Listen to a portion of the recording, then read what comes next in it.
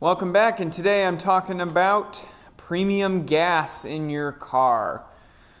For many of us, we go to the gas pump and there's those three different levels of gas. You got your regular, your medium grade, and your premium level gas.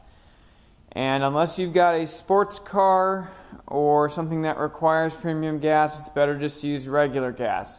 Or so I was doing.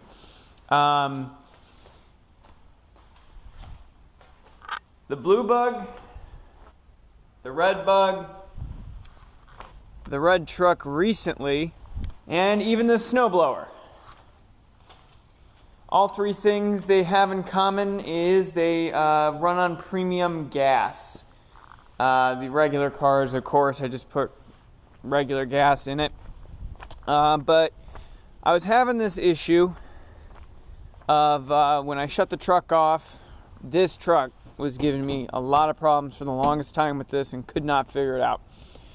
I put regular gas in it, not thinking much of it, and then I drive to school, and because it's not a performance engine, obviously, by any means. It makes like 100 horsepower, and it's carbureted. So I drive around, and I shut it off, and it would diesel. It would like try to just keep running with the key off, and I'd end up having to do is stall it. So I put it in first and then just drop the clutch. Otherwise, it would try to keep running. So my first attempt was to try tuning the carburetor a little better. So I messed around with that for a while. You know, I tried 1200 RPM, 700 RPM, whatever. Shut the truck off, and it would still diesel. And I could not figure it out for the longest time. At first I thought, and it's hard to show you, but there is a fuel shutoff switch. In fact, I've got the perfect example. Right here you got your fuel solenoid, and when you key it on, you know, it opens and does all that good stuff. So I thought that when I was shutting the key off, what I originally thought on my truck is that this wasn't working. And it wasn't killing the fuel, so to speak, and shutting the truck off. So it was like leaking a little bit and then just letting it diesel. And I came across a forum a while ago, in fact, love that parking job, that, you know, it's got to be the solenoid or something like that, or the carburetor's not tuned right, or it's the timing. Well, it's definitely not the timing, and it's definitely not something wrong with the engine. This engine is relatively new. The old engine, the rings went out in it at about 187,000-ish miles. It has a little over 200,000 miles. So the engine only has maybe, 12,000 miles on it. I switched the gauges out and everything. But, so the carburetor's new, the engine's new, and it's dieseling. So what I ended up doing is switching to premium gas, and I guess maybe because it has a higher octane, and I'm not saying it's not the fuel solenoid switch or whatever you want to call it, because it very well could be. But I figured I'm going to go ahead and throw some premium gas in it and see what happens. And I ended up throwing premium gas in this truck today, and it quit dieseling completely. So I'm going to keep an eye on it over the next, 2 weeks or so. This truck only gets maybe 65 miles a week. I drive it to school once or twice a week.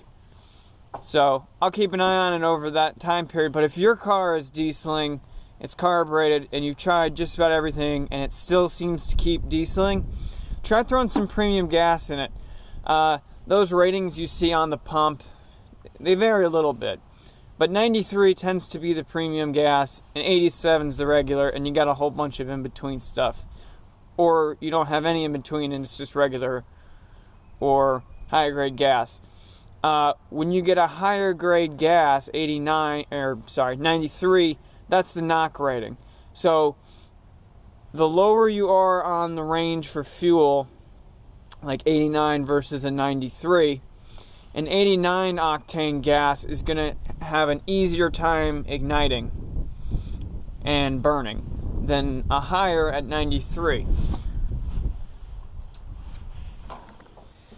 This is a performance engine. It's got, last time I checked, it's got a 12-to-1, I want to say, 12-to-1 compression ratio.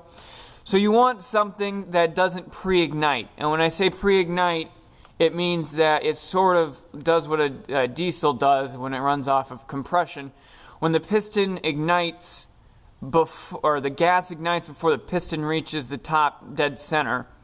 And so it causes a knock. So to combat this, a higher octane fuel will allow for a higher compression engine, such as this one, to reach the top dead center before exploding. It lets the spark plug take care of that rather than just the compression and heat.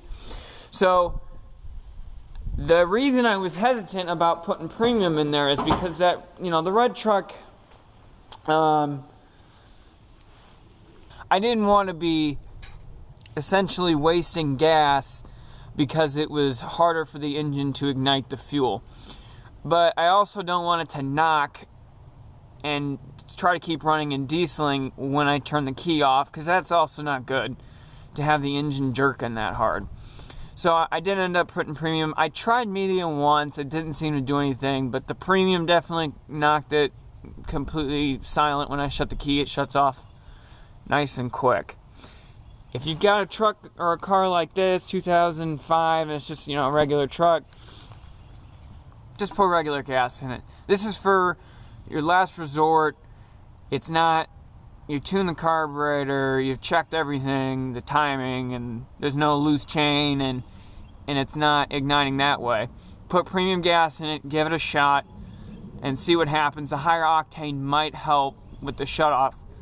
And I'll keep you guys posted as to how it affects my fuel economy, because on regular gas I'm doing about 25 average, 24 average. I'm not sure what city and highway is.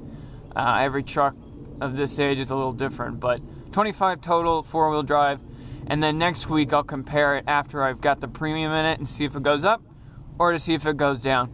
Anyways, thanks for stopping by. If you liked the video, give it a thumbs up and subscribe.